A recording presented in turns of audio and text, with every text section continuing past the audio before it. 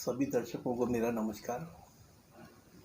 आज का जो विषय है वो है बच्चों की शिक्षा। बहुत ज़रूरी विषय है ये, इसलिए मैंने सोचा कि एक छोटा सा वीडियो इसके ऊपर अवश्य बनाना चाहिए।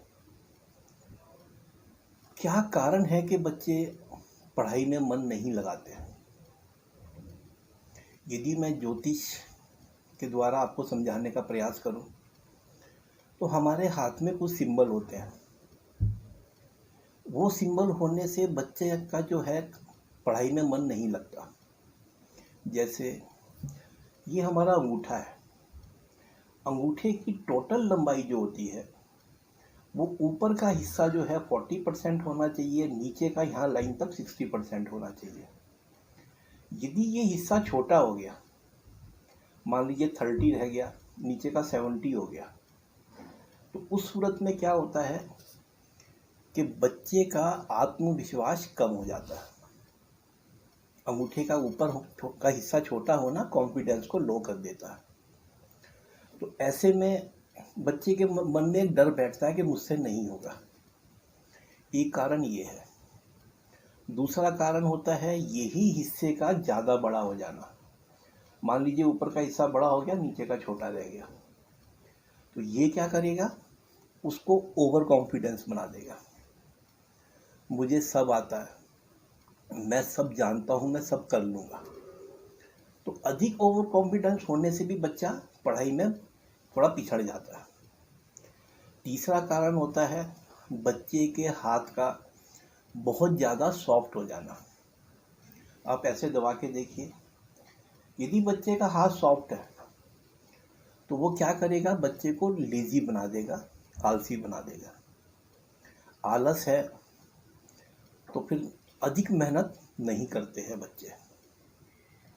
तो ये तो आपको मैंने ज्योतिष के द्वारा से कुछ बताने का प्रयास किया। अब क्या है, उससे भी जरूरी है, पढ़ाई में मन नहीं लगता।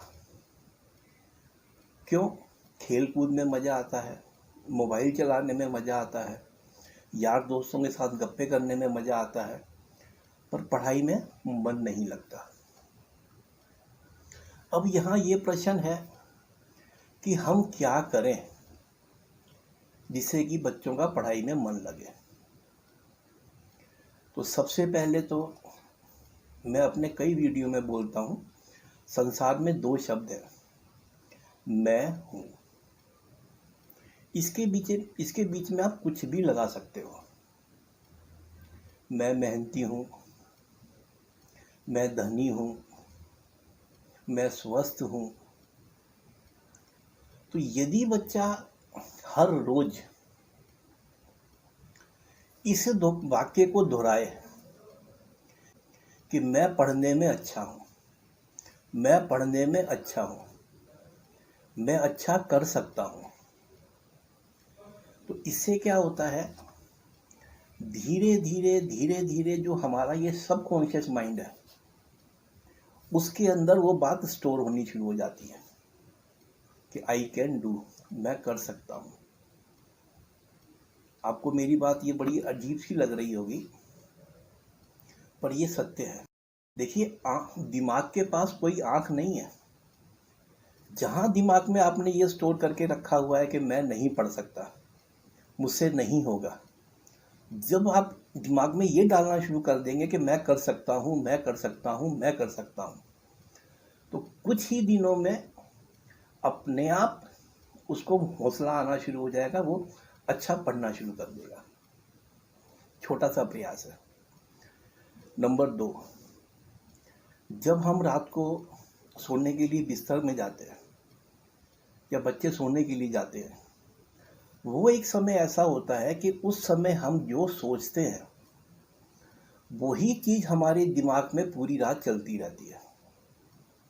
तो उसको बोलते हैं मैजिक टाइम।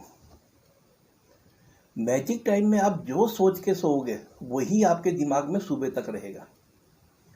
तो यहाँ बच्चों को क्या सोचना है, मैं पढ़ाई में बेटर हूँ, मुझे पढ़ना अच्छा लगता है।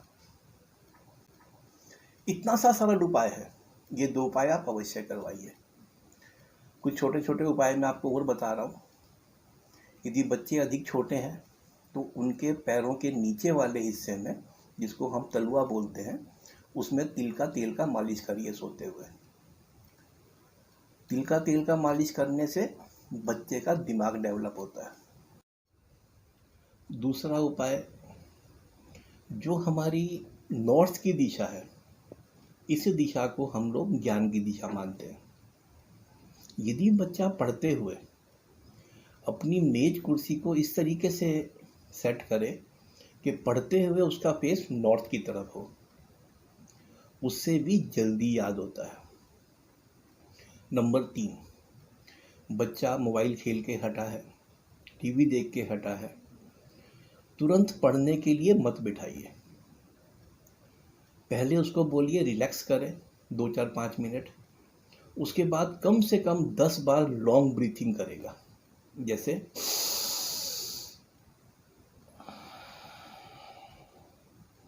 तो ऐसे करने से क्या होगा कि जो उसके दिमाग में जो चल रहा था, जो गेम खेल के हटा है, उससे दिमाग उसका हट जाएगा।